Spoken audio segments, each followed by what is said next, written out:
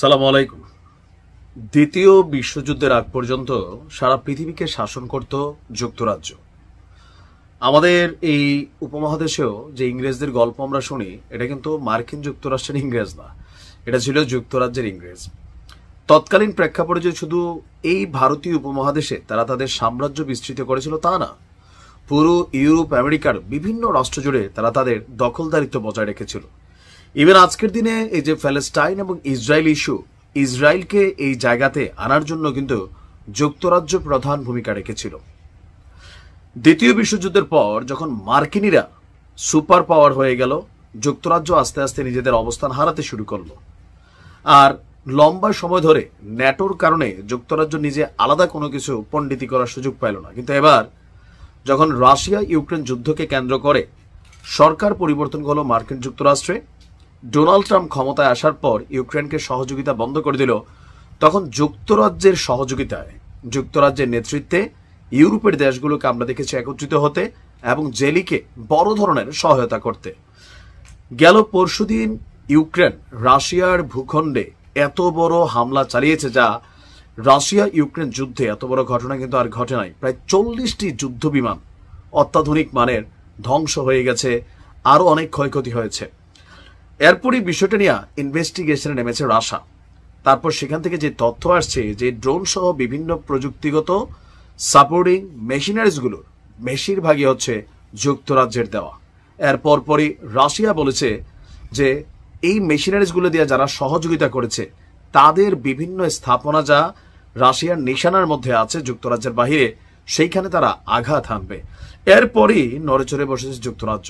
আজকে আমরা দেখলাম যুক্তরাজ্যের প্রধানমন্ত্রী কিয়ার স্টারমার তিনি ঘোষণা দিয়েছেন যে এই মুহূর্তে যে অস্থিরতা এবং রাশিয়ার আগ্রাসনের মুখে দেশকে যুদ্ধের জন্য প্রস্তুত অবস্থায় নিয়ে যেতে হবে।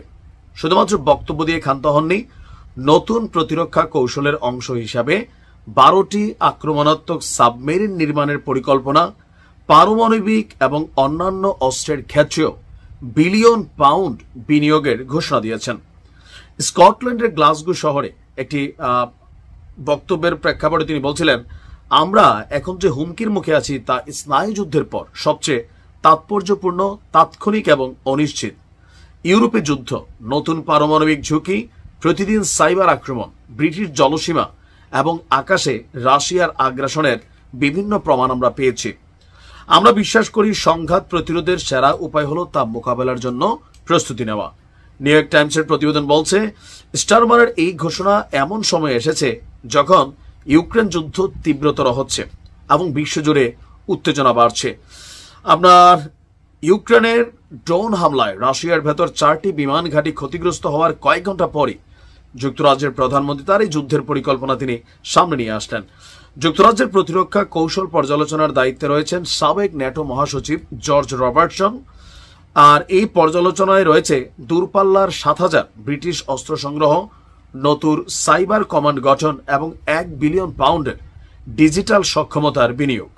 এছাড়াও আপনার ড্রোন নির্মাণ, গোলাবারুদ মজুদ, তারপরে হচ্ছে এখানে নতুন খাতে বিনিয়োগ এবং বিভিন্ন জায়গায় তার যে ব্যয়ের আমরা দেখছি, আমরা দেশের প্রতিরক্ষা খাতেও জিডিপির 2.5% উন্নীত করা হবে।